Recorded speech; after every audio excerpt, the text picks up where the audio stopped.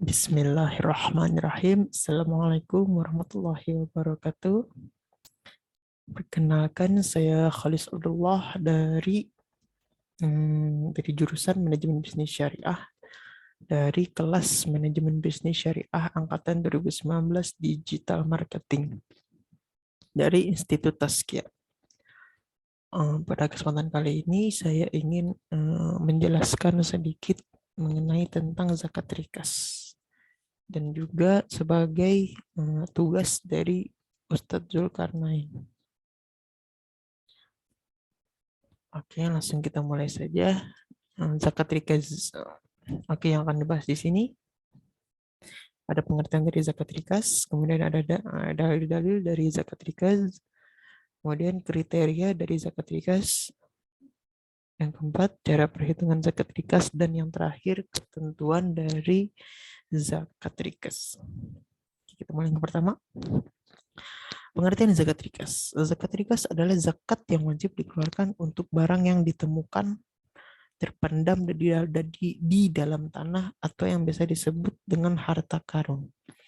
Zakat barang temuan tidak mensyaratkan baik haul atau lama penyimpanan. Barang temuan yang wajib dizakati hanya berupa emas atau perak. Adapun nisabnya atau jumlah minimal untuk terkena kewajiban zakat sesuai nisab emas jika yang ditemukan emas dan nisab perak jika yang ditemukan perak. Sementara kadar zakatnya adalah sebesar 1/5 atau 20% dari jumlah harta yang ditemukan. Jadi zakat rikas ini adalah zakat dari barang temuan. Dan kita lanjut ke dalilnya. Dalilnya ini ada di Quran surat Al-Baqarah ayat 267 yang artinya, wahai orang-orang yang beriman, infakkanlah sebagian besar dari hasil usahamu yang baik-baik dan sebagian dari apa yang kami keluarkan dari bumi untukmu. Janganlah kamu memilih yang buruk untuk kamu keluarkan, padahal kamu sendiri tidak mau mengambilnya, melainkan dengan memicingkan mata enggan terhadapnya atau enggan terhadapnya. Kemudian dari Abu Hurairah, Rasulullah SAW bersabda, barang tambang atau ma'dan adalah harta yang terbuang-buang dan harta karun atau rikas dizakati sebesar 1/5 atau 20%. Baiklah, itu dari dalil dan pengertian dari zakat rikas ya, atau zakat barang temuan. Kemudian lanjut ke kriteria zakat rikas. Untuk kriteria dari zakat rikas ini, yang pertama, harta yang ditemukan. Prinsipnya dalam harta rikas tidak ada serah terima harta dari satu pihak ke pihak lain yang ditetapkan. Adakah seseorang menemukan harta yang sudah tidak ada pemiliknya lagi? Kemudian kriteria yang kedua, asalnya milik orang kafir. Prinsipnya harta tersebut berasal dari orang kafir atau milik orang kafir pada masa jahiliyah. Kemudian ke kriteria yang nomor 3, pemiliknya telah meninggal.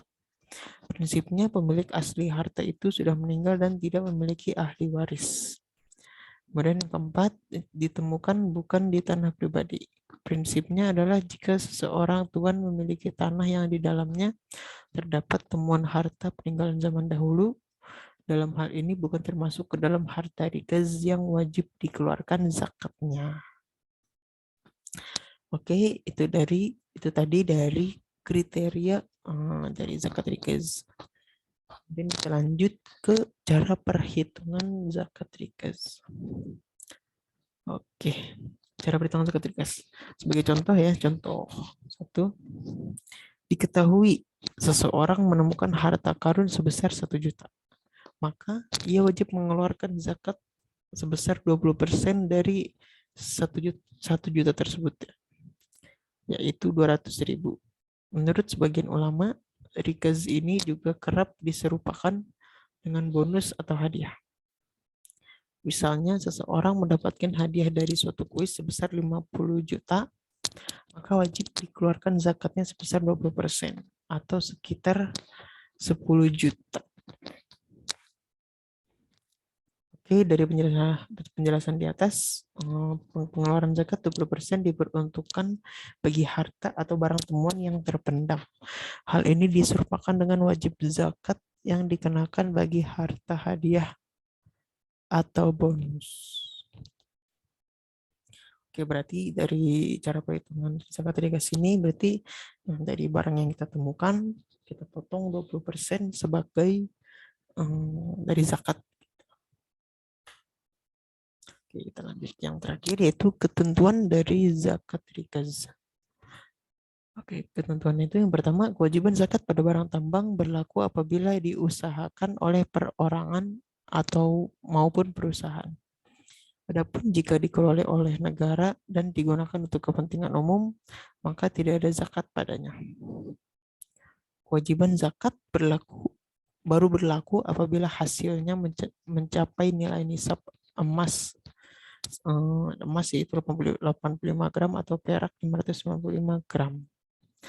Kemudian poin ketiga, mengingat eksplorasinya membutuhkan biaya investasi yang besar, maka zakat yang dikenakan hanya 2,5%. Oke, lanjut ke yang keempat. Tidak disyaratkan genap 1 tahun untuk waktu pengeluaran zakatnya. Yang kelima, zakatnya dikeluarkan setelah barang-barang tersebut dieksplorasi dan telah diproses. Yang terakhir, hendaklah orang yang mengeksplorasinya adalah orang muslim atau perusahaan yang dimiliki oleh orang muslim. Oke, mungkin sekian dari penjelasan saya sedikit mengenai zakat rikas. Mohon maaf apabila ada typo ya tadi di dalam penjelasannya ada kata-kata yang typo. Oke, saya kurang lebihnya saya mohon maaf. Semoga dari presentasi yang saya jelaskan tadi sedikit mengenai zakat rikas bisa bermanfaat buat kita semua. Oke, saya akhiri. Billahi taufiq wal hidayah. Wassalamualaikum warahmatullahi wabarakatuh.